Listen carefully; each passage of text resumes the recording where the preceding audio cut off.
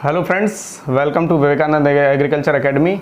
आज हम डिस्कस करेंगे कुछ इंपॉर्टेंट क्वेश्चन के बारे में जो आईसीआर और बीएचयू में पूछे जाते हैं एग्रीकल्चर के, और किस पैटर्न पे पूछे जाते हैं इसमें हम बताएंगे। और भी जैसे कि जो ऑप्शन दिए हैं इनके बारे में कुछ डिस्कस करेंगे, है ना। क्यों सही किया गया ऑप्शन, इसके बारे में भी बताएंगे, है ना। तो चलिए शुरू करते हैं। पहला क्वेश्चन, इसका पहला क्वेश्चन क्या है पहले पढ़ते हैं। इसके बाद जैसे कि पहला दिया है which of the following which one is wrong, निम्न में बताइए कि कौन सा गलत है। तो इस चारों ऑप्शन में हमें सेलेक्ट करना है कि भाई ऑप्शन हमारा जो है वो कौन सा गलत दिया है ना। तो पहला ऑप्शन देखेंगे कोलोकेसिया जो अरबी होती है वो किस फैमिली का है, एरेसी। तो ये सही बात है, जो कोलोकेसिया होता है ना, अरबी जो होती है मेनली ये रूट क्रॉप है ये किस फैमिली का है, एरेसी फैमिली का है ना। तो ये सही हो गया ये ऑप्शन। अब हम सेकंड देखते हैं स्वीट कॉर्न। स्वीट कॉर्न यानी मीठी मक्का, जैसे जो मक्का है इसमें कई आती है, जैसे स्वीट कॉर्न हो गया, फ्लिंट कॉर्न हो गया, डेंट कॉर्न हो गया, और जो पॉपकॉर्न होता है ना, ये सब क्या है, ये सब ग्रेमनी है। या कह सकते हो जितनी खाद्यान्न फसलें हैं, जितनी सीरियल क्रॉप हैं, वो सभी ग्रेमनी कुल में आती हैं। ग्रेमनी का दूसरा नाम है ग्रेमनी या जिसे पोएसी भी कहा जाता है, ग्रेमनी या पोएसी, ठीक है। तो ये जो स्वीट कॉर्न है ये भी हमारा ऑप्शन सही है। अब देखेंगे थर्ड वन क्या है, कॉलीफ्लावर की फैमिली क्या है, क्रूसीफेरी। हम जानते हैं कि जितनी कोल क्रॉप्स के अंतर्गत आती है, फूल गोभी, पात गोभी और भी जितनी ब्रसल स्प्राउट वगैरह हैं, जो वो जितनी हैं, या कह सकते हो सीधे सीधे जितनी कोल क्रॉप्स हैं वो सभी आती हैं आपकी क्रूसीफेरी के अंतर्गत। तो ये भी ऑप्शन हमारा सही है। अब देखेंगे फोर्थ, ये तो गलत हो गई क्योंकि भाई सब पूछा है कि निम्न में कौन सा रॉन्ग है। तो टोमेटो देखेंगे, टोमेटो जो है इसकी फैमिली इसमें क्या दी है, कंपोजिटी, है ना। तो टोमेटो की एक्चुअली फैमिली क्या होती है, सोलेनेसी। सोलेनेसी जैसे आलू हो गया, है ना, टोमेटो हो गया, जितनी भी सोलेनेसी जैसे वेजिटेबल्स में आ जाती है, मिर्च वगैरह, मिर्च, है ना, ब्रिंजल, तो ये सब क्या है, सोलेनेसी है। तो ये ऑप्शन हमारा सही क्या हो जाएगा, ये, यानी कि ये जो इसमें पूछा है कौन सा गलत है ना। तो ये जो चौथा मैच है ये हमारा गलत है। या इसका सही क्या होना चाहिए, इसका सही क्या होना चाहिए, सोलेनेसी, ठीक। अब देखते हैं अगला क्वेश्चन, कौन सा इसमें वही है which one is wrong match. इसमें बताइए कौन सा गलत मैच है, सही मिलान नहीं है। चलिए देखते हैं पहला ऑप्शन देखते हैं। पहला ऑप्शन क्या है, व्हाइट रेवोल्यूशन किससे रिलेटेड है। तो सभी जानते हैं कि जो सफेद क्रांति चलाई गई थी, व्हाइट रेवोल्यूशन चलाई गई थी, वो मिल्क के प्रोडक्शन को लेकर चलाई गई थी, है ना। तो जो चलाई तो पूरे भारत में गई थी, लेकिन कुछ ही स्टेट में ये सक्सेसफुल हुई थी, है ना। तो मिल्क प्रोडक्शन इसका पहला मैच तो सही है। सेकंड देखेंगे रेड रेवोल्यूशन, लाल क्रांति जो है वो लाल, देखो मीट और टोमेटो, जो लाल क्रांति होती है, रेड रेवोल्यूशन होती है, मीट और टोमेटो से संबंधित है। इसी के प्रोडक्शन को बढ़ाने के लिए चलाई गई थी, है ना, इसकी अवेयरनेस को बढ़ाने के लिए चलाई गई थी। तो ये ऑप्शन भी हमारा क्या हुआ, राइट हुआ। यानी ये मैच जो है वो हमारा सही मैच है। इसमें पूछा क्या है, गलत पूछा है ना। नेक्स्ट देखेंगे ब्लैक रेवोल्यूशन। तो ब्लैक रेवोल्यूशन इसमें दिया जेट्रोफा प्रोडक्शन। जेट्रोफा एक प्लांट होता है जो कि एनर्जी और फ्यूल, इसे लेग्यूम क्रॉप में भी यूज करते हैं ना। तो मल्टीपर्पज प्लांट होता है ना। तो इसके जब हम इसका प्रोडक्शन करते हैं तो वो किसके अंतर्गत आ जाता है, ब्लैक रेवोल्यूशन, है ना। तो इसमें पेट्रोलियम भी आ जाता है, खैर इसमें दिया नहीं है कि पेट्रोलियम प्रोडक्शन, तो इसमें पेट्रोलियम और जेट्रोफा दोनों होगा। नेक्स्ट इसमें है ग्रे, धूसर क्रांति जो है, इसमें यही मैच गलत है क्योंकि भाई तीनों तो सही है, लेकिन चौथा हमारा क्या है, अगर देखा जाए तो ग्रे रेवोल्यूशन जो है वो फर्टिलाइजर प्रोडक्शन से रिलेटेड है ना। इसमें क्या दिया है, जूट प्रोडक्शन। ये गोल्डन है, अगर पूछा जाए ग्रीन, है ना, ग्रीन गोल्डन, तो ये क्या होगा, तब जूट होगा, है ना। तो ये ग्रे रेवोल्यूशन जो है वो यही वाला मैच गलत है। क्या होना चाहिए इसका, फर्टिलाइजर प्रोडक्शन, ठीक। चलिए अगला क्वेश्चन देखते हैं। विच of the following which one is wrong first hybrid plant in India.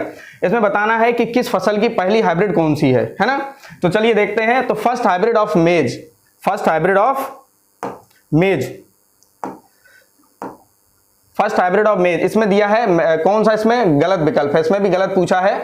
तो पहला देखना है मेज की फर्स्ट हाइब्रिड क्या बीटी कॉटन है। पहला ही ऑप्शन हमको गलत मिल गया है कि बीटी कॉटन जो है वो फर्स्ट हाइब्रिड हो ही नहीं सकते, क्योंकि बीटी कॉटन अपने आप में एक फसल बनाई गई है, अपने आप में एक क्रॉप बनाई गई है ना। तो पहला ऑप्शन तो हमने देख लिया भाई ये गलत है, क्योंकि फर्स्ट हाइब्रिड मेज की जो है वो है गंगा वन जो रिलीज हुई थी 1961 में, है ना। इसके साथ 3 वैरायटियां और रिलीज हुई थी, जैसे गंगा 101, एक रंजीत थी, रंजीत और डेक्कन, रंजीत और डेक्कन, ये भी 1961 में रिलीज की गई थी, है ना। तो इसमें से जो हमारा सही होना चाहिए, वैसे इसमें गलत दिया है ना, गलत पूछा है। अगर सही अगर पूछा जाएगा तो आप क्या बताओगे, गंगा 1 जो कि 1961 में रिलीज हुई थी। इसके साथ 3 वैरायटियां और थी, गंगा 101, रंजीत और डेक्कन। अब चलिए नेक्स्ट ऑप्शन इसमें पढ़ लेते हैं ना, गलत तो पहले ही हो गया है। फर्स्ट हाइब्रिड ऑफ मैंगो, इसमें मल्लिका दिया है, ये सही है। First hybrid of tobacco GTH1, ये भी सही है। First hybrid of cotton H4, ठीक, ये रिलीज हुई थी 1970, ठीक है, CT पटेल द्वारा रिलीज की गई थी, है ना। फर्स्ट इंट्रा स्पेसिफिक हाइब्रिड है ना, इंट्रा स्पेसिफिक हाइब्रिड, ठीक, ये क्वेश्चन हो गया। अब चलिए नेक्स्ट पढ़ते हैं। जैसे इसमें दिया है पहली लिस्ट को दूसरी लिस्ट से मिलान करना, यानी मैच करना है ना। तो एक तरफ यूनिवर्सिटीज और इंस्टीट्यूट के नाम दिए हैं, दूसरा दिया कि भाई कहाँ ये इस्टेब्लिश किया गया या कहाँ पे है ये, है ना, करंट सिचुएशन में। तो पहला है CCSHAU, इसका पूरा नाम है चौधरी चरण सिंह हिसार एग्रीकल्चर यूनिवर्सिटी। तो ये जो हिसार एग्रीकल्चर यूनिवर्सिटी है, ये कहाँ पे है, ये हिसार में ही है। पहला तो मैच सही है, ठीक। दूसरा है IIVR, Indian veterinary research institute, ठीक है, तो ये कहाँ है, इज्जत नगर बरेली, ये भी सही है। IRI, ये भी नई दिल्ली में, भाई इंडियन एग्रीकल्चर रिसर्च इंस्टीट्यूट, ये नई दिल्ली में है। नेक्स्ट है NDRI, national dairy development institute, है ना, dairy research institute, sorry, dairy research institute, ये क्या है, करनाल हरियाणा, करनाल हरियाणा। नेक्स्ट है RPCAU, doctor Rajendra Prasad central agriculture university, ये क्या है, पूसा समस्तीपुर बिहार, समस्तीपुर बिहार, है ना, तो ये बिहार में है। तो हम इसमें देख लेंगे भाई कौन सा जो है ये करेक्ट है सिचुएशन। जैसे पहले का क्या है, पहले है, दूसरे का दूसरा, तीसरे का तीसरा और चौथे का चौथा, लास्ट वन, है ना। तो इसका जो ऑप्शन है वो कौन सा सही होगा, पहला, ठीक। और बाकी तो हम देखेंगे नहीं क्योंकि हमको पहला मिल गया है ना। अब चलिए नेक्स्ट क्वेश्चन देखते हैं, क्वेश्चन नंबर 5, निम्न में कौन सी किस्म फसल से संबंधित नहीं है। इसमें देखो फसल के नाम दिए हैं और दूसरा उसके सामने दिया है वैरायटी। तो इसमें देखना है कि कौन सा इसमें गलत है ना। तो पहला है टोमेटो पूसा 120, यानी कि ये बताइए कि टोमेटो की क्या प्रजाति पूसा 120 है, बिल्कुल सही, ये राइट आंसर है। सेकंड देखेंगे कैरेट पूसा केसर, है ना, तो ये थोड़ी जो डार्क कलर से थोड़ी हल्की होती है, पूसा केसर, ये भी सही है। कैरेट की जो वैरायटी है पूसा केसर, है ना, ये भी सही है। ऑनियन पूसा रेड, ये भी सही है। आर्किल जो है वो मटर, ये तो इसमें क्या है, थोड़ा ऑप्शन सब में सेम कर दिया गया है ना, तो हम ध्यान रखेंगे। तो यहाँ पे ऐसा ऑप्शन नहीं दिया जाएगा सब में सेम, है ना, कौन सा संबंधित नहीं है, तो हम देख लेंगे यहाँ पे कोई भी चेंज हो सकता है ना। तो इसमें थोड़ी गलती हो गई है ये कि इसमें सब ऑप्शन के राइट आंसर दे दिए गए हैं, ठीक। अगला है match list first with second, ठीक। इसमें भी मैच करना है, तो इसमें पहले की तरफ वैरायटी दी है, दूसरी तरफ फलों के नाम, ठीक है। तो हमें देखना है कौन सी प्रजाति जो है वो किससे रिलेटेड है, ठीक है। तो देखिए अर्का कंचन जो है वो किसकी प्रजाति है, बनाना की नहीं है, गुआवा की भी नहीं है ना। तो इसमें देख लेंगे अर्का कंचन जो है वो किसकी है, अर्का कंचन जो है वो किसकी है, ग्रेप की, ठीक। तो पहले का क्या हो गया, फोर्थ। देखो इस ऐसे ऑप्शन में ऐसे में क्या किया जाता है, हम थोड़ा ऑप्शन को एलिमिनेट कर लेते हैं, ऑप्शन को एलिमिनेट कर लेते हैं। देखो ऐसा गड़बड़ हो गया, पहले चलो यहां बता देते हैं, है ना, तो वहां पे हम देख लेंगे, ठीक। तो अर्का कंचन जो है वो किसकी है, ग्रेप, ठीक। नेक्स्ट है कोहीर सफेदा। तो जो कोहीर सफेदा वैरायटी है ये किसकी है, ये वैरायटी जो है हमारी गुआवा की है। नेक्स्ट है पाइनएप्पल जो प्रजाति है वो है स्वीट ऑरेंज की। नेक्स्ट है ड्वार्फ कैवेंडस जो है वो बनाना की है। नेक्स्ट है पूसा ड्वार्फ बचा क्या है लास्ट, तो पहले का क्या है, पहले का फोर्थ है, सेकंड है, और पाइनएप्पल किसकी प्रजाति है, स्वीट ऑरेंज की। तो ये हम देख लेंगे, है ना। तो इसमें क्या करते हैं, इस चीज में हम ऑप्शन को एलिमिनेट कर लेते हैं। तो एक दो जब हम मैच कर लेते हैं तो ऑप्शन अपने आप एलिमिनेट हो जाते हैं। जैसे कि इसमें क्या है, पहला ऑप्शन सही है ना, सेकंड शायद सेकंड है, हैं ये, इसका ये सही है, ये दिया है पहला, देख लेना मैंने आंसर बता दिया है ना, अगर इसमें कुछ होता भी है तो ये सही होगा शायद, ठीक है, देख लेना आप, है ना, इसमें एक साथ नहीं आ रहा है। अब देख लेते हैं नेक्स्ट क्वेश्चन, इसमें भी मैच करना है। देखो इस बार आईसीआर में क्या किया था, मैचिंग और इंसर्शन रीजन वाले ज्यादा क्वेश्चन दिए गए, है ना, इसी पैटर्न पे ये पेपर बनाया गया है, ठीक। नेक्स्ट है इसमें देखो मिलाना है आपको लिस्ट 1 को सेकंड से। अब इसमें कभी कभी क्या होता है, किसी भी रिस्पेक्ट में ये दिया नहीं जाता है भाई किस बेस पे हम इसको मैच कर रहे हैं, है ना, वो हमें समझना रहता है किस बेस पे हम इसको मैच करेंगे। तो एक तरफ लिस्ट 1 में जो न्यूट्रेंट दिए हैं, है ना, न्यूट्रेंट के नाम दिए हैं, और दूसरी तरफ दिया है लिस्ट सेकंड सोर्स दिया, यानी उसका अयस्क क्या है, किससे ज्यादा प्राप्त होता है ना। तो पहला जो न्यूट्रेंट है, मान लो पहला क्या दिया, नाइट्रोजन। नाइट्रोजन भाई मेनली सोर्स क्या है ना, तो भाई सभी जानते हैं कि जो ऑर्गेनिक मैटर होता है वो क्या होता है, वो नाइट्रोजन का मेन सोर्स होता है, मेजर सोर्स होता है। अगर सॉइल में बात करें, देखो पोषक तत्व जो है 2 सोर्स से मिलते हैं। पहला सोर्स क्या है, एयर और वाटर, ये पहला सोर्स हो गया, और दूसरा सोर्स है सॉइल या मिनरल, है ना, या तो वो सॉइल से मिलेगा या तो मिनरल से मिलेगा। तो इसमें कुछ मिनरल है, कुछ सॉइल में, जैसे कि ऑर्गेनिक मैटर, ये प्रॉपर्टी के अंतर्गत आ जाता है ना। तो नाइट्रोजन जो है वो इसका मेन सोर्स क्या है, ऑर्गेनिक मैटर। नेक्स्ट है फास्फोरस। फास्फोरस का मेन सोर्स जो है वो क्या है, एपेटाइट। एपेटाइट जो है मिनरल है, एक खनिज है, जो जैसे सेकेंडरी मिनरल भी कहते हैं, सेकेंडरी मिनरल है, जो कि किसका मुख्य स्रोत है, फास्फोरस का, ठीक है। नेक्स्ट है पोटास, ठीक। इसमें हमें देखना है कि भाई पोटास किस में पाया जाता है, किस मिनरल में या किस खनिज में पाया जाता है। तो पोटास जो है वो किस में पाया जाता है, माइका। माइका देखो 2 प्रकार का होता है, व्हाइट माइका और ब्लैक माइका, है ना, 2 प्रकार का होता है, जो कि दोनों में ही पोटास पाई जाती है। नेक्स्ट है कैल्शियम। कैल्शियम जो है कैल्शियम का स्रोत क्या है, डोलोमाइट। डोलोमाइट देखो मैग्नीशियम का भी स्रोत है, हम यहाँ ये बात भी याद रखें, कैल्शियम मैग्नीशियम दोनों का स्रोत है, या कह सकते हो दोनों का अयस्क है, ठीक है। नेक्स्ट है स्फेलेराइट, ये हो गया स्फेलेराइट। स्फेलेराइट क्या होता है, सल्फर का होता है, और ये जिंक का भी होता है, ठीक, जिंक और सल्फर दोनों का होता है। तो हम इसमें ऑप्शन देख लेंगे भाई कौन सा सही है ना। तो पहले का सेकंड, तो यानी कि पहले का सेकंड क्या है, देखो 3 ऑप्शन में है, यानी कि ये एलिमिनेट आराम से हो जाएगा, ठीक। सेकंड वन देखेंगे, फास्फोरस का पहला, यानी कि दूसरे का पहला, ठीक। दूसरे का पहला किस किस में है भाई, दूसरे का पहला, यानी कि ये और ये, भाई ये भी एलिमिनेट हो गया, है ना। जैसे ही एलिमिनेट करना है, 3 तक जाना है, हमें ज्यादा नहीं देखना है ना, ऑप्शन को देखते जाएंगे और एलिमिनेट करते जाएंगे। तो इसमें क्या है, 2 ऑप्शन एलिमिनेट हो गए।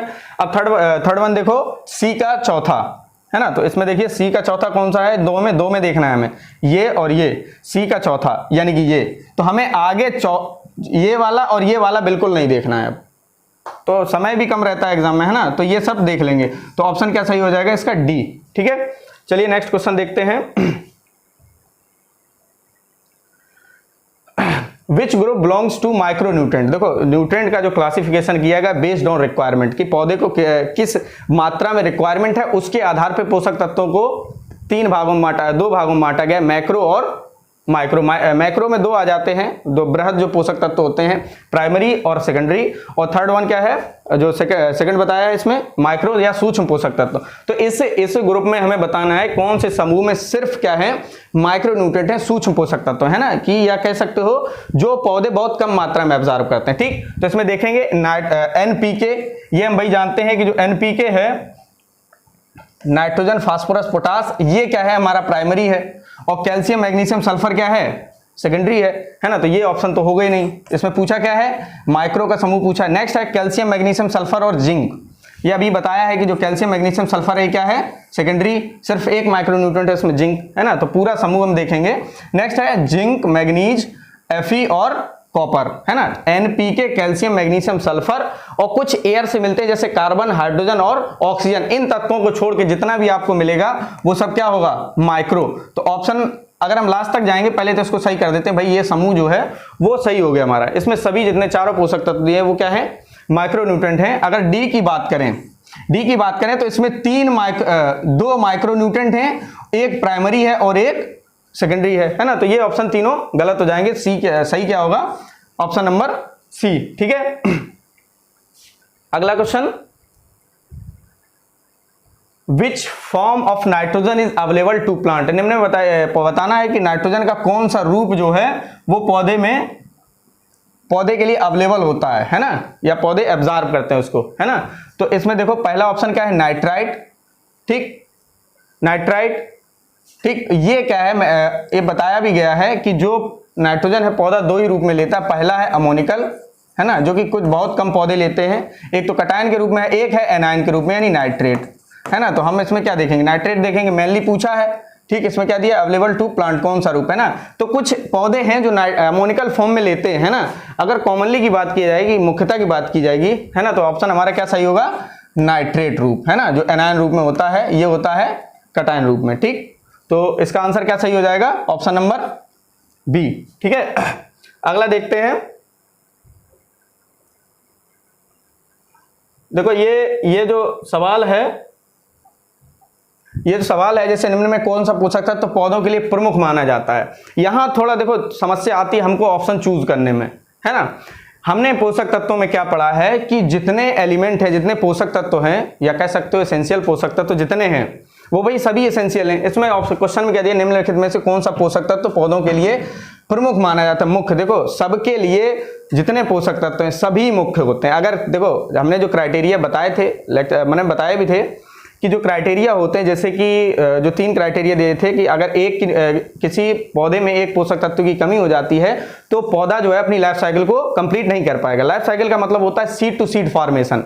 अगर सीड बोएंगे, अगर पोषक तत्व कम हो जाता है तो सीड नहीं मिलेगा ना कहीं उसमें कमी आ जाती है, सीड सेटिंग नहीं होगी। दूसरा बताया था कि एक एलिमेंट दूसरे को रिप्लेस नहीं कर सकता, और तीसरा क्या है, एक जो पोषक तत्व होता है वो डायरेक्टली मेटाबॉलिज्म में इन्वॉल्व होता है, यानी कि जितने पोषक तत्व सभी एसेंशियल है। यहाँ पे अगर ऐसा ऑप्शन आपको देखने को मिल जाए, है ना, तो हम कैसे सेलेक्ट करेंगे, इंपॉर्टेंस टू एप्लीकेशन, हम किसको इंपॉर्टेंस ज्यादा देते हैं एप्लीकेशन को, है ना। तो हम 3 ही पोषक तत्वों को इंपॉर्टेंस देते हैं, एन और पी और के, ठीक, नाइट्रोजन, फास्फोरस और पोटास। हम 3 पोषक तत्वों को क्या है एप्लीकेशन फील्ड में देते समय इंपॉर्टेंस देते हैं। तो इस बेस पे इसका आंसर सही क्या हो जाएगा, नाइट्रोजन। अगर इंपॉर्टेंस की बात करें भाई कौन सा महत्वपूर्ण है, अगर इस प्रकार का क्वेश्चन मिलता है तो ऐसे इंपॉर्टेंस टू एप्लीकेशन देखेंगे। अगर आपको पहली बात तो ऐसा क्वेश्चन बहुत ही कम रेयर बनाया जाएगा, है ना, समझने वाला, है ना, सीधा डायरेक्ट दिया जाता है, ठीक।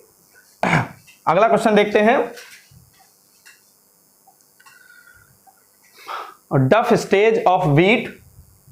नेक्स्ट है dough stage of wheat refers to, गेहूं की दूधिया अवस्था का संबंध किससे है। जो डफ स्टेज आती है ना, तो लगभग देखो 6 स्टेजेस होती हैं, 6 अवस्थाएं होती हैं गेहूं की बुवाई से लेके कटाई तक, है ना।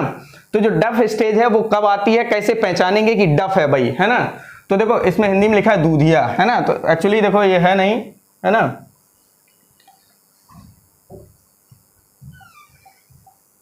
ठीक, समझ लेते हैं डफ स्टेज किसे कहेंगे, है ना। तो पहला ऑप्शन क्या है, स्टेज जस्ट बिफोर हार्वेस्टिंग, कटाई से पूर्व की अवस्था, इसको हम कह सकते हैं, है ना। जो कटाई से पहले की अवस्था है उसको ही डफ स्टेज कहा जाता है। देखो जो मिल्किंग स्टेज होती है उसमें क्या होता है, ग्रेन में मिल्की फ्लड बन जाता है, तरल पदार्थ बन जाता है ना, सफेद कलर का, जिसे मिल्की फ्लड कहते हैं। तो वो तरल पदार्थ क्या होता है, इस केस में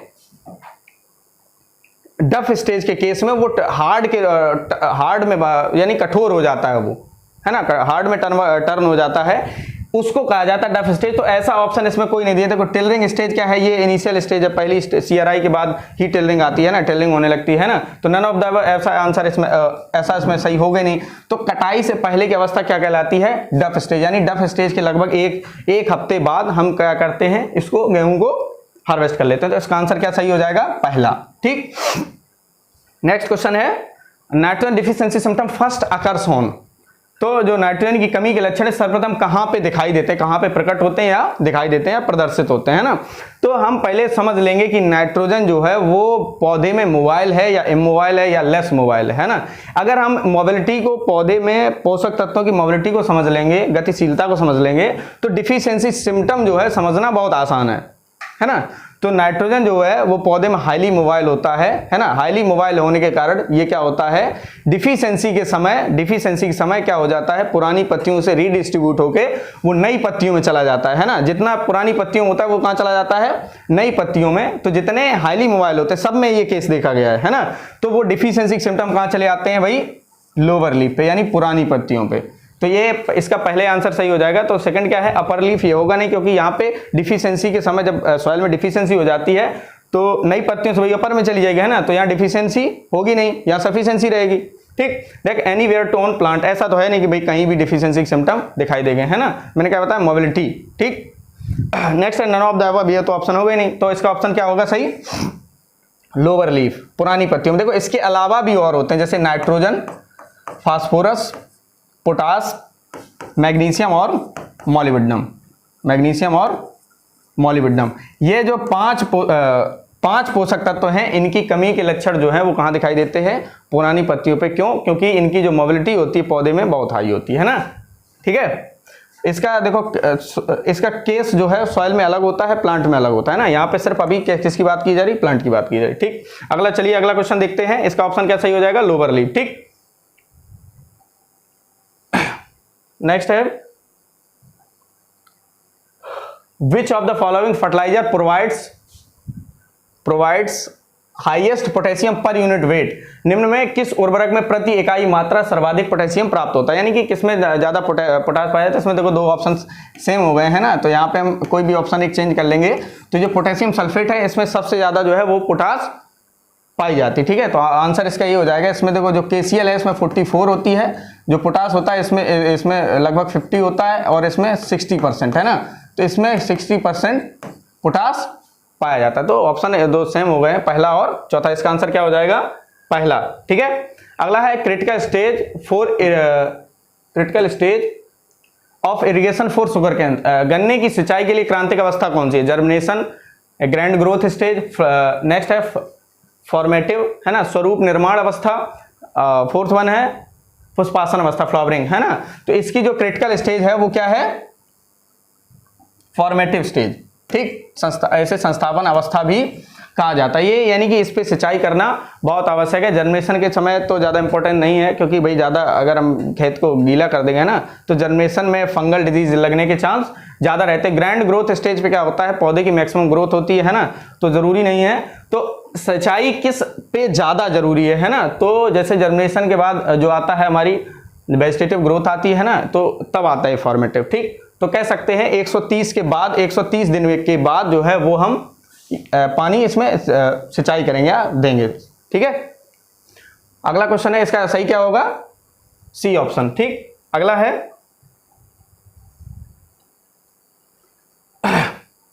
देखिए, for 1 Hector paddy transplanting the required area for nursery transplant, 1 Hector में धान की रोपाई के लिए कितने क्षेत्र में नर्सरी तैयार करनी पड़ती है ना। तो ये नॉर्मल मेथड हो गया, तो इसकी 1/10 होता है, यानी कि 0.1 हेक्टर है। इसका आंसर क्या होगा सही, 0.1 हेक्टर या 1/10। ठीक है, एक ही बात है। ठीक, या कह सकते हो 1000 वर्ग मीटर स्क्वायर, 1000 वर्ग मीटर जब सामान्य विधि से करते हैं। ठीक, अगला क्वेश्चन है which of the following fertiliser provide maximum nitrogen. किस उर्वरक में नाइट्रोजन सबसे ज्यादा मिलती है ना, तो इसका क्या होगा, यूरिया हम देख लेंगे कितना परसेंट होता है, उसके हिसाब से देख लेंगे 46%, सोडियम नाइट्रेट 15.5%, DAP में नाइट्रोजन जो होता है वो होता है 48, और फास्फोरस कितना होता है 46, अमोनियम सल्फेट में होती है नाइट्रोजन 20 ठीक है।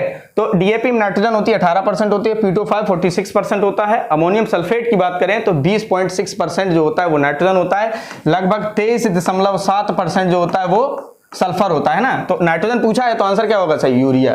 ठीक, विच of the following cow breed is dual purpose, यानी डुअल पर्पज का मतलब है ऐसी कौन सी ब्रीड है जो मिल्क यानी दूध के लिए भी, और ड्राफ्ट यानी जो भारवाही काम होते हैं जितने, जैसे बैल, जिनके बैल प्रयोग किए जाते हैं ना, तो ये सब है डुअल पर्पज का मतलब। तो कौन सी जो ब्रीड है वो डुअल पर्पज है, तो नागौरी गिर है नहीं, गिर जो है मिल्च कैटल है, नागौरी भी नहीं है, थार पार्कर भी नहीं है ना। तो ऑप्शन क्या सही होगा इसका, अमृत महल। ठीक है, अमृत सॉरी अमृत महल जो है वो ड्राफ्ट है, ठीक है। इसका आंसर क्या होगा, थारपारकर सही होगा, ऑप्शन नंबर सी। ये देखो ड्रॉट है या ड्राफ्ट जिसे कहते हैं ना, नागौरी, और ये क्या है, मिल्च कैटल है, ठीक। अगला ऑप्शन है, अगला क्वेश्चन है गेस्टेशन पीरियड ऑफ बफेलो, है ना। इंसेमिनेशन के बाद, इंसेमिनेशन चाहे नेचुरल हो चाहे आर्टिफिशियल हो, है ना, तो इंसेमिनेशन के बाद जिसे गर्भाधान कहते हैं, गर्भाधान के कितने दिन बाद पहला जो कह सकते हो पाश्चुरीकरण होता है ना, तो क्या होता है, जो भैंस का इसमें पूछा गया है, तो भैंस का ज्यादा होता है, यानी कि 310 दिन, ठीक। तो इसमें 310 दिन ऑप्शन कौन सा सही है, ये, ठीक। तो पहला ऑप्शन सही है, 310 दिन होता है गेस्टेशन पीरियड किसका, भैंस का। 280 लगभग 282 होता है गाय का, है ना। तो 340 और 390 जो है वो किसी का लगभग होता नहीं है ना, सबका फिक्स होता है, ठीक है। जैसे जो हमारी बकरी होती है, गॉट होती है ना, उसका 148 से 150 होता है, ठीक। अगला क्वेश्चन है, हाँ, the optimum time for insemination of cow in heat. Cow के, जैसे कि इसमें दिया, गर्मी में आई गाय के गर्भाधान का इष्टतम समय, जो ड्यूरेशन होता है ना, वो कौन सा सही होता है, ड्यूरेशन फेवरेबल कौन सा है इंसेमिनेशन कराने का, है ना, या कह सकते हो जो सीमेन है उसको इंसर्ट कराने का, ठीक है, चाहे वो नेचुरल हो चाहे वो, मैंने बताया, चाहे वो आर्टिफिशियल हो, है ना। तो दोनों में कौन सा होता है, अर्ली हीट ये होता नहीं है, मिड में भी सही नहीं रहता है, कभी कभी क्या होता है इंसेमिनेशन जो है सक्सेसफुल होता है, वो नहीं भी होता है ना। तो इसका आंसर क्या सही होगा, इसका आंसर होगा थर्ड वन, ठीक। क्या सही होगा, ऑप्शन नंबर 3, ठीक। लेट हीट यानी गर्मी की पछैती अवस्था, यानी कि जितना ड्यूरेशन है उसके लास्ट में हम क्या करते हैं, गाय का इंसेमिनेशन कराते हैं, है ना। चलिए अगला क्वेश्चन देखते हैं, इधर भी कुछ क्वेश्चन छूट गए हैं।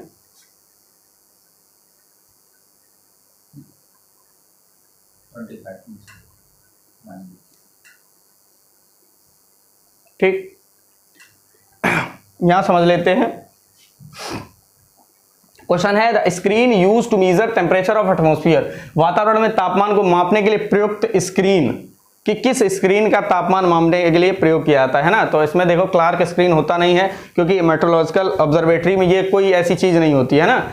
साइमन स्क्रीन, नेक्स्ट है थर्मोकपल। थर्मोकपल क्या होता है, सॉइल टेम्परेचर इंस्ट्रूमेंट होता है ना, कि स्क्रीन होती है ना। तो फोर्थ वन क्या है, स्टीवेंसन स्क्रीन। स्टीवेंसन स्क्रीन क्या है, इसका ही प्रयोग किया जाता है मेट्रोलॉजिकल ऑब्जर्वेटरी में। क्यों, देखो पहले इसके समझ लेते हैं स्टीवेंसन स्क्रीन क्या है। सॉइल के लगभग 1.22 मीटर ऊपर लगाया जाता है, यानी कि ऊपर लकड़ी का, पूरा लकड़ी का बना होता है, टोटल वुडन का बना होता है ना। तो ये जो है वो इसका जो फेस होता है, इसका फेस हमेशा नॉर्थ में रखा जाता है। इसके अंदर ही टेम्परेचर के जो मिनिमम थर्मोमीटर और मैक्सिमम थर्मोमीटर इसी के अंदर सेट किए जाते हैं। तो क्वेश्चन भी यही पूछा हुआ है, तापमान को मापने के लिए प्रयुक्त स्क्रीन, है ना। अगर यंत्र पूछेगा तो थर्मोकपल ठीक है। थर्मोकपल क्या है, ये सॉइल टेम्परेचर में भी काम आता है ना, टेम्परेचर माप सकते हैं इंसान, है ना। तो स्क्रीन पूछा है तो क्या होगा इसका आंसर, स्टीवेंसन स्क्रीन, ठीक। तो ग्राउंड लेवल से कितनी ऊपर लगाया जाता है, 1.22 मीटर, ठीक। और इसका जो फेस रहता है हमेशा किस तरफ रहता है, नॉर्थ की तरफ रहता है। दूसरी थर्ड चीज है, इसका करेक्टर, जो स्पेशल करेक्टर क्या है, ये लकड़ी का सिर्फ बना होता है, ठीक है। और इसके ऊपर व्हाइट पेंटिंग रहती है, जिससे क्या होता है, सोलर रेडिएशन मैक्सिमम इससे रिफ्लेक्ट हो जाती है। अगर ब्लैक कर देंगे तो मैक्सिमम ऑब्जर्व होगी, टेम्परेचर क्या होगा अंदर का बढ़ जाएगा, जिससे क्या होता है जो वैल्यू होती है वो गलत आ सकती है, ठीक है। अगला क्वेश्चन देखेंगे, विच of the following state maximum producer of mango. निम्न में किस प्रदेश में जो है वो आम का उत्पादन सर्वाधिक होता है। तो पहला ही ऑप्शन सही है इसका, उत्तर प्रदेश, ठीक है। इसमें ज्यादा बताने की जरूरत नहीं है, ठीक। अगला क्वेश्चन है, which fruit crop among following occupy maximum area in India. निम्न में, भारत में निम्न में किस फसल की सर्वाधिक क्षेत्रफल है, यानी क्षेत्र पे उगाई जाती है ना। तो इसका आंसर ग्रेप होगा नहीं, क्योंकि बहुत कम है एरिया। संतरा भी नहीं है, संतरा सेकंड नंबर पे आता है। संतरा वर्गीय है पूरा, जितना सिट्रस फैमिली में आता है वो सभी है, स्पेशल संतरा नहीं है ना। तो इसका ऑप्शन क्या होगा सही, बनाना, ठीक। अमरूद भी नहीं है, आंसर क्या होगा सही, बनाना, फोर्थ वन, ठीक। अगला क्वेश्चन है, nitrogen requirement for most of the pulse crop is. अधिकांश दलहनी फसलों की नाइट्रोजन संबंधी आवश्यकता। तो 15 से 20 किलोग्राम, दूसरा ऑप्शन है 50 से 55, और तीसरा ऑप्शन है 60 से 65 किलोग्राम, और चौथा ऑप्शन है 70 से 75 किलोग्राम। देखो पल्स क्रॉप क्या करती है, जितनी पल्स क्रॉप होती है वो सभी लेग्यूमिनेसी की होती है ना। तो लेग्यूमिनेसी फैमिली का करेक्टर होता है, इसकी रूट में क्या होता है, नोड्यूल पाए जाते हैं ना। तो नोड्यूल में जो गांठें होती है उनमें क्या पाया जाता है, राइजोबियम। तो राइजोबियम क्या करता है, नाइट्रोजन को फिक्स करता है ना। तो हम ज्यादा नाइट्रोजन इसमें देते नहीं, क्योंकि भाई फिक्स करेगा। ज्यादा भी अगर ज्यादा देते हैं तो टॉक्सिसिटी भी हो सकती है ना, पौधे की जरूरत ज्यादा पड़ती नहीं है, ठीक। तो क्या है कि इसमें दिया कितनी देते हैं, तो स्टार्टर डोज के रूप में कितनी देते हैं हम, 15 से 20 किलोग्राम, जिससे क्या हो, पौधे की इनिशियल ग्रोथ हो जाए, रूट डेवलपमेंट, रूट का विकास हो जाए, जिससे क्या नोड्यूल बन जाते हैं, फिर नाइट्रोजन अपने आप फिक्स होने लगती है, फिर हमें देने की जरूरत नहीं पड़ती। एक एक्सेप्शन है जिसमें राजमा है।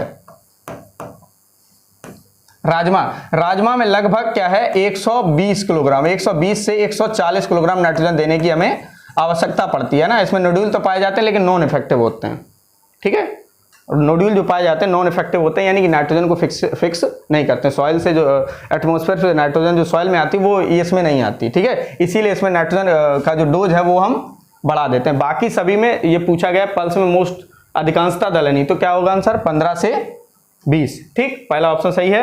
अगला क्वेश्चन देखते हैं, most of suitable method of fertiliser application fruit crop, जितनी फलदार फसलें हैं उनमें कौन सा मेथड जो है उर्वरक देने का प्रयोग किया जाता है। तो उसमें पहला है रिंग मेथड, रिंग प्लेसमेंट ऐसा इसमें प्रयोग नहीं किया जाता। बाल प्लेसमेंट वाटर लॉक्ड एरिया में प्रयोग किया जाता है, ये भी गलत है। बैंड प्लेसमेंट का मतलब होता है या तो सीड के क्लोज देना, या तो सीड के क्लोज देना फर्टिलाइजर को, या तो रूट के क्लोज देना, है ना। तो ऑप्शन क्या होगा इसके, जितने भी ऑर्चर्ड वाली फसलें होती हैं सभी में बैंड प्लेसमेंट किया जाता है। बैंड प्लेसमेंट में हिल प्लेसमेंट और रो प्लेसमेंट भी आता है। हिल प्लेसमेंट क्या है, चारों तरफ से दे देते हैं, और रो प्लेसमेंट में जहां पे हमारी फसल खड़ी है उसकी रो में देते हैं बस, है ना। एक्स्ट्रा देंगे तो वीट की ग्रोथ ज्यादा होती है ना।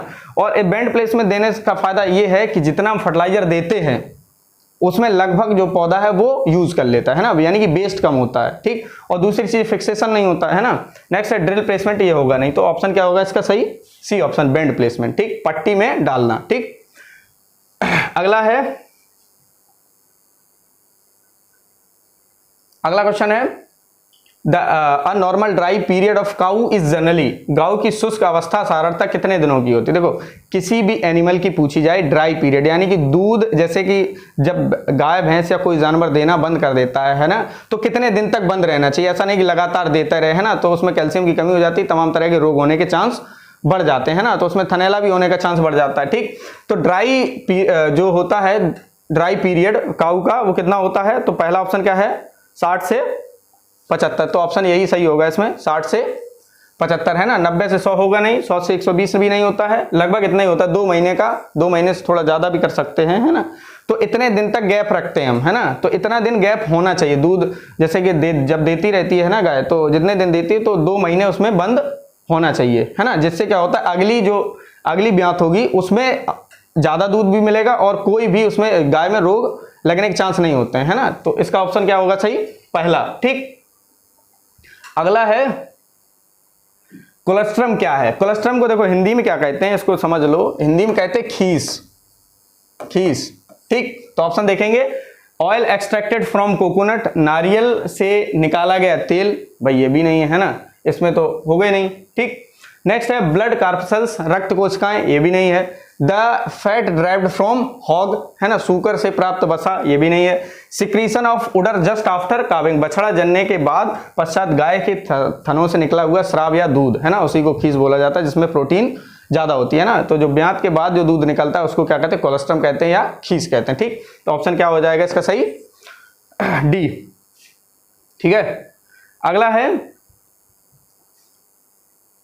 Sprinkler system of sprinkler irrigation system is most appropriate for, sprinkler सिंचाई प्रणाली जो है किसके लिए सर्वाधिक उपयुक्त है। पहला है क्ले, तो क्ले में स्प्रिंकलर करने चाहिए कि देखो स्प्रिंकलर वहीं करते हैं जहां पर पानी की कमी हो, या कोई पानी जैसे कि हम जब सरफेस मेथड से जो देते हैं, है ना, उसमें कोई समस्या आ रही है ना, तो हम देते हैं। तो पहला ऑप्शन गलत हो जाएगा, पहला ऑप्शन सही नहीं है।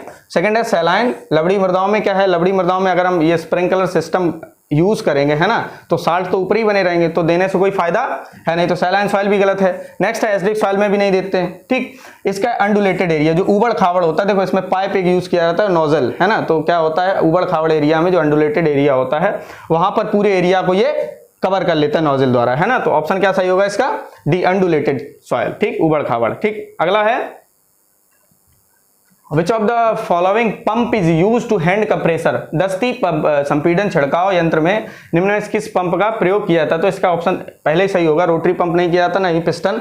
तो जो हैंड वाला होता है हैंड कंप्रेशन स्प्रेयर है ना, तो हैंड कंप्रेशन स्प्रेयर में जो है वो एयर या न्यूमेटिक पंप का प्रयोग किया जाता है, वायु या वायु दाब वाला पंप है ना। तो इसका आंसर क्या होगा? पहला। ठीक, अगला है mycology is the study of, mycology किस विषय की पढ़ाई की जाती है? भाई बैक्टीरिया तो होगा नहीं, एल्गी भी नहीं है ना, एल्गी का एल्गोलॉजी कहलाता है। ठीक, बैक्टीरिया का बैक्टीरियोलॉजी, वायरस का है नहीं, वायरोलॉजी है ना। तो इसका लास्ट ऑप्शन क्या है? लास्ट ऑप्शन है फंजाई। ठीक है, इसी को कहते हैं माइकोलॉजी। ठीक, तो इसका ऑप्शन क्या सही हो जाएगा? फंजाई या फफूंद, फफूंद के अध्ययन क्या कहते हैं? माइकोलॉजी। ठीक, अब देखो deficiency symptom on apical bud is due to, अच्छी कलिकाओं पर अल्पता के या कमी होने के लक्षण किसके कारण होते हैं? तो इसमें बताना है आपको है ना। तो एपिकल बड पे किसकी डिफिशियंसी सिम्टम जाते हैं ना। तो मैंने अभी तो कुछ देर पहले बताया था, जो NPK, मैग्नीशियम और मॉलिब्डेनम है इसके तो नीचे रहते हैं ना, तो कुछ जो है वो एपिकल बड पे जाते हैं। तो इसका ऑप्शन क्या सही होगा? जिंक होगा नहीं, मॉलिब्डेनम नहीं होगा, मॉलिब्डेनम क्या है नीचे पे जाएगा, फास्फोरस भी निचली पत्तियों पर रहता है ना। अगर बात करें इन दोनों में है ना, इन दोनों में क्या होता है, जो जिंक होता है इसकी मीडियम पे रहते हैं, नए पे भी जाते हैं कभी कभी और पुराने पे भी चले जाते हैं। ठीक है, रही बात बोरान की, बोरान और कैल्शियम क्या होता है, प्लांट में एज सच रखे रहते हैं ना, इसमें कोई चेंजमेंट नहीं था, जैसे ऑब्जर्व होते हैं वैसे ही एज सच बने रहते हैं। और ये क्या होता है, मेनली रिक्तिका जिसे वोक्यूल कहते हैं ना, वोक्यूल और सेल वॉल में जाके फंस जाते हैं, जिससे इनकी मोबिलिटी जो है वो कम हो जाती है ना। तो डिफिशियंसी के समय जब सॉइल में डिफिशियंसी होती है तो एक जगह से दूसरी जगह नहीं जा पाते हैं, इसीलिए डिफिशियंसी सिम्टम कहाँ चले जाते हैं? इसके एपिकल बड के। आंसर क्या होगा? थर्ड। ठीक, अगला है first herbicide product in the world, विश्व का प्रथम शाकनाशी है ना। तो विश्व का प्रथम शाकनाशी जो है वो 2,4-D को माना जाता है ना, तो ये पहला विकसित है। ठीक, 2,4-D। अगला है which of the following food preservative है ना, निम्न में से कौन सा खाद्य पदार्थ परिरक्षक है? देखो फ्रूट क्रॉप जितनी भी होती है, फसल और वेजिटेबल्स, वो सभी पेरिसेबल नेचर की होती है, यानी जल्दी खराब हो जाती है ना, ज़्यादा दिन तक हम इसे स्टोर नहीं कर सकते हैं। तो क्या करते हैं हम, जैसे अचार के रूप में कुछ जैसे प्रिजर्व करने के लिए जो रसायन प्रयोग किया जाता है ये पूछा गया। तो कैल्शियम साइनामाइड भी नहीं किया जाता है, पोटेशियम परमैंगनेट भी नहीं किया जाता। पोटेशियम परमैंगनेट जो है इसमें अगर होना चाहिए तो पोटेशियम मेटा बाइसल्फेट होना चाहिए है ना। तो दो ही प्रयोग किए जाते हैं, सोडियम बेंजोएट और पोटेशियम बाइसल्फेट। ऑप्शन ये भी सही नहीं होगा, तो ऑप्शन इसका क्या सही होगा? Sodium benzoate. इसकी जो मात्रा लेते हैं वो 700 ppm लेते हैं। कितनी लेते हैं? 700 ppm, यानी कि 0.07%। ठीक, इतनी मात्रा जो है सोडियम बेंजोएट की प्रिजर्व करते समय, जब हम संरक्षित करते हैं फ्रूट या वेजिटेबल्स को है ना, तो इतना हम प्रयोग कर लेते हैं। ठीक, और ये इतने कलर्ड फ्रूट होते हैं, कलर्ड वाले, रंग वाले है ना, उसमें प्रयोग किया था। तो आंसर इसका क्या होगा? सी। ठीक, अगला क्वेश्चन है, देखो citrus dieback can be controlled by using है ना। तो डाइबैक समझेंगे किससे होता है। तो देखो डाइबैक जो होता है वो किससे होता है? फंगस से होता है ना। तो फंगस को मारने के लिए फंजीसाइड प्रयोग करेंगे। ठीक, तो ऑप्शन देखते हैं, बोडेक्स मिक्सचर है, एंडोसल्फान है, जिंक सल्फेट और BHC है ना। ये दोनों तो होंगे नहीं, क्यों नहीं होंगे भाई? ये क्या है? इंसेक्टिसाइड है, हमें यूज क्या करना है? फंजीसाइड। ठीक, जिंक सल्फेट भी नहीं होगा, और क्या करते हैं ये बोडेक्स मिक्सचर। तो आंसर 33 का क्या हो जाएगा? बोडेक्स मिक्सचर। बोडेक्स मिक्सचर क्या होता है? कॉपर फंजीसाइड होता है। ठीक है, अगला है mutation which are used by chemical mutation like nitrous oxide. Nitrous oxide जैसे रसायन उत्परिवर्तकों द्वारा होने वाले उत्परिवर्तन है ना, इस जब हम कोई किसी में आर्टिफिशियल म्यूटेशन करते हैं ना, तो उस म्यूटेशन को सीधे सीधे दिया है ना, थोड़ा क्वेश्चन घुमा दिया, इसमें केमिकल दे दिया है ये किसी रसायन द्वारा। ठीक, तो उसको क्या कहा जाता है? बैक म्यूटेशन, जैसे एक्सटर्नल म्यूटेशन या इंड्यूस्ड म्यूटेशन या स्पॉन्टेनियस है ना। तो नेचुरल और इंड्यूस दो ही होते हैं। ठीक, तो इसका आंसर क्या हो जाएगा? Induce mutation. ठीक, तो 42 का क्या है? इंड्यूस्ड, उत्प्रेरित। ठीक, उत्परिवर्तन। अगला है average fat in cow milk about, कि जो गाय के दूध में औसतन वसा कितनी होती है ना। तो औसतन वसा, ये देखो क्वेश्चन याद करने वाला है ना, इसमें कुछ बताने वाला है नहीं कितनी होती है, इसमें कम होती है, भैंस की अपेक्षा कम होती है, तो इतनी होती है 4.25। ठीक है, 4.25। इसका आंसर क्या होगा? 34 का बी ऑप्शन। ठीक, अगला है the size of seed drill can be expressed by, जो बीज सीड ड्रिल होता है उसका आकार किस रूप में व्यक्त किया जाता है ना, या कैसे चेंज कर सकते हो। तो पहला है amount of seed sound per unit area, प्रति इकाई समय से बोए गए बीज की मात्रा। देखो ये बीज की मात्रा पे जो इसका आकार है वो डिपेंड नहीं करता है ना, थोड़ा समय तो लगेगा, ठीक, उसके आकार पे डिपेंड नहीं करता। Length and width of machine, machine की जो लंबाई चौड़ाई है इस पे भी डिपेंड नहीं करेगा भाई, मशीन चाहे छोटी हो चाहे बड़ी हो, है ना। देखिए नंबर ऑफ फरोज ओपनर और distance between two furrows and opener. देखो जो इसमें थोड़ा वो दिया है खूंटी है ना, फरो या कूड़, सॉरी कूड़ है, कूड़ लिख गया है इसमें, है ना। तो जो कूड़ होता है, फरो होता है खोलने वाले फालों की संख्या, और दूसरा क्या है, कूड़ खोलने वाले दो फलों जो फाल होते हैं, है ना, उसके बीच की दूरी, है ना। तो ये डिपेंड करती है, अगर देखो जितने ज्यादा फाल हो, जितने ज्यादा फरो ओपनर होंगे, है ना, और जितनी ज्यादा स्पेसिंग होगी, ठीक है, वही डिसाइड करती है उसके साइज को, ठीक। तो ऑप्शन क्या सही हो जाएगा इसका, सी नंबर 35 का क्या है, सी। और इसका लास्ट है area covered by per unit, ये डिपेंड नहीं करता, ठीक है, एरिया चाहे हमारे पास ज्यादा हो चाहे बड़ा, है ना, उस हिसाब से हम सीड ड्रिल का साइज जो है वो बड़ा छोटा नहीं करते हैं। अगला क्वेश्चन है the absence of crossing over and linkage, ठीक है, segregation of Mendelian factor due to during meiosis occurs at, crossing over linkage की अनुपस्थिति में एक गुणसूत्री विद्यमान विभाजन के दौरान समुच्चय का मेंडेलियन घटक क्या है। तो देखो ये इसका जो मेंडेलियन घटक है वो क्या है, एनाफेज फर्स्ट, है ना, ये यहाँ पे देखने को मिलता है हमें। तो इसका आंसर क्या हो जाएगा, सी। 43 का क्या है, सी, ठीक। अगला है which type of threshing drum in paddy thresher. देखो धान की जो गढ़ाई लिखा है ना, गढ़ाई यंत्र में जब वो करते हैं हम थ्रेसिंग, ठीक है, उसमें जो ड्रम होता है वो किस प्रकार का, ड्रम का प्रकार क्या है ना। तो पैग टाइप, रस्प बार टाइप, हैमर मिल टाइप और रोलर प्रेस टाइप। तो इसका आंसर होगा पैग टाइप, ठीक है, पैग टाइप या यही आंसर, इसका पहला आंसर सही होगा। रस्प बार टाइप इसलिए यूज नहीं किया था क्योंकि इसकी जो प्रोडक्टिविटी है वो ज्यादा नहीं है ना। इसका 36 का क्या हो जाएगा, पहला, ठीक है। अगला है when two dominant genes are similar their individual effects but both are essential to produce a different phenotype then interacting gene are known as। जब दो प्रभावी जीन अपने व्यक्तिगत प्रभावों में एक जैसे होते हैं ना, दोनों डोमिनेंट होते हैं, ठीक, बात को समझना, लेकिन अलग गुण प्रारूपों को उत्पन्न करने के लिए दोनों का होना अनिवार्य होता है ना, तो तब आंतरिक क्रियाशील क्या कहलाती है, जो अंदर जो चेंज होता है उसको क्या कहते हैं ना। तो जब जीन इंटरेक्शन आपको बताया जाएगा, है ना, तो उसमें जो कंप्लीमेंट्री जीन है, कंप्लीमेंट्री में होता है कि जब दोनों डोमिनेंट होते हैं, है ना, तो दोनों के ही उसमें लक्षण आते हैं। तो इसका आंसर क्या हो जाएगा सही, पहला कंप्लीमेंट्री जीन, ठीक। तो 44 का क्या होगा, प्रतिपूरक जीन, ठीक। अगला है first clone Dolly was made in. देखो डॉली नामक जो प्रथम क्लोन है, क्लोन का मतलब होता है पेरेंट जैसा, जैसे कि हमने जो दूसरा पौधा है, एनिमल है, उस जैसा हम सेम कोई दूसरा बना दें, ठीक है, ये क्लोन कहलाता है। तो सबसे पहले जो क्लोन बनाया गया था वो सीप पे बनाया गया, तो पहला ऑप्शन इसका सही है, ठीक, सीप, ठीक।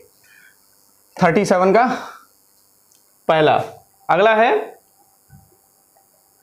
N epidemic disease of paddy that caused Bengal famine. Bengal famine धान में किस बीमारी की वजह से आया था, ये सभी जानते हैं, ब्राउन स्पॉट, ठीक है। इसका आंसर सही क्या होगा, ब्राउन स्पॉट, 1943 में आया था ये, ठीक है। अगला है डाउनी मिल्ड्यू फंजाई आर, है ना, only seed born, only soil born, both seed and soil born और ओनली सॉइल बॉर्न। जो स्पोर होते हैं इसके वो क्या होते हैं, इसका बी ऑप्शन सही है, ओनली सॉइल बॉर्न, है ना, सॉइल बॉर्न। यदि सीड बॉर्न डिजीज नहीं होता, जितने भी डाउनी मिल्ड्यू होते हैं वो क्या होते हैं, सॉइल बॉर्न, मृदा जनित। तो यानी इसका स्पोर जो है वो कहां पाया जाता है, सॉइल में पाया जाता है। अगला है aquatic fern Azolla use to. देखो जली फर्न जो एजोला होता है उसका प्रयोग किस रूप में किया जाता है। तो पहला ऑप्शन क्या है, बायो फर्टिलाइजर, जैव उर्वरक, नेक्स्ट है बायो पेस्टिसाइड, थर्ड है जैव ऊर्जा, बायो एनर्जी जिसे कहते हैं, नेक्स्ट है बायो कैटालिस्ट, जैव उत्प्रेरक।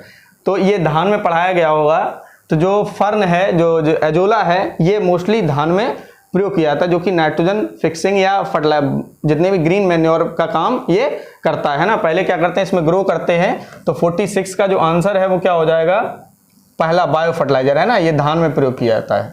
क्या करते हैं, पहले ग्रो करते हैं इसको, तो कुछ दिन बाद क्या है, सॉइल में से हम मिक्स कर देते हैं बुवाई से पहले, ठीक है। फिर उसको धान में धान को ट्रांसप्लांट कर देते हैं ना। तो ये क्या होता है, मिनरलाइजेशन करके नाइट्रोजन की जो कैपेसिटी है सॉइल में उसको बढ़ा देता है, मात्रा को बढ़ा देता है। तो इसका 46 का आंसर क्या हो जाएगा सही, बायो फर्टिलाइजर। ठीक, अगला है ये देखो कुछ इसका जो ये क्वेश्चन है ये 2005 से 6 का है ना। ये बहुत पुराना क्वेश्चन है, इसमें पूछा गया है एज पर लेटेस्ट एस्टिमेशन है ना। तो ये पुराना क्वेश्चन है इसलिए दिया गया है।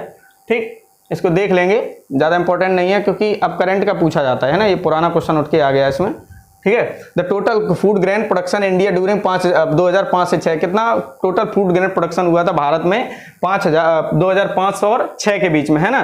तो ये इसका आंसर क्या होगा, 208.3 मिलियन टन। ठीक, इसका आंसर सही होगा। अगला है each pair of Mendel factor such as T, capital T और स्मॉल टी लोकेटेड ऑन, है ना। तो ये जो कैपिटल टी और स्मॉल टी हमेशा याद रखना, हमेशा जो है वो होमोलॉगस क्रोमोसोम पे ही स्थित होते हैं, समांगी गुणसूत्र, जिनके जो सिमिलर गुणसूत्र होते हैं उस पे ही ये कैपिटल टी और स्मॉल टी ही दिखाई देते हैं ना। तो इसका आंसर क्या हो जाएगा 47 का बी। अगला है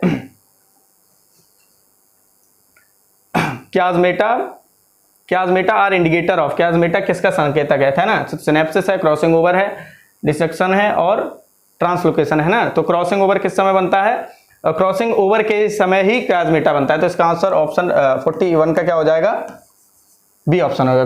क्रॉसिंग ओवर के समय ही क्याजमेटा का फॉर्मेशन होता है। हम ये भी जानते हैं कि क्रॉसिंग ओवर जो होता है वो नॉन सिस्टर क्रोमेटिड्स के बीच में होता है, ठीक है। अगला है माल्टोज इन एग्जाम्पल ऑफ, जो माल्टोज है वो क्या होता है, डाइसैकेराइड का एग्जाम्पल है। ठीक, तो ग्लूकोज के 2 अणुओं से मिलकर बना होता है, 2 मॉलिक्यूल से मिलकर बना होता है जो कि डाइसैकेराइड होता है। ठीक, अगला है एटीपी क्या है। तो देखो एटीपी क्या होता है, एटीपी न्यूक्लियोसाइड, सेकंड ऑप्शन है न्यूक्लियोटाइड, न्यूक्लियोसोम और प्रोटीन। तो देखो जो एटीपी होता है वो क्या होता है, न्यूक्लियोटाइड होता है। न्यूक्लियोटाइड में क्या होता है, एटीपी होता है, ठीक, या फास्फोरस बेस कह सकते हो, फास्फोरस बेस और शुगर बेस और नाइट्रोजन बेस, इन तीनों को मिला के कहते हैं न्यूक्लियोटाइड। ठीक, तो जो एटीपी होता है वो क्या होता है, न्यूक्लियोटाइड होता है ना। अगला है तो इसका ऑप्शन क्या हो जाएगा, बी ऑप्शन। 49 का क्या है, बी ऑप्शन। ठीक, अगला है the vitamin involve in the process of blood coagulation, है ना। तो इसमें थक्का जमने के लिए कौन सी विटामिन सम्मिलित होती है, सभी जानते हैं, विटामिन के। ठीक, तो इसका ऑप्शन क्या हो जाएगा 50 का विटामिन के, है ना। तो इतना ही है, इसमें 50 क्वेश्चन दिए गए हैं, ठीक है।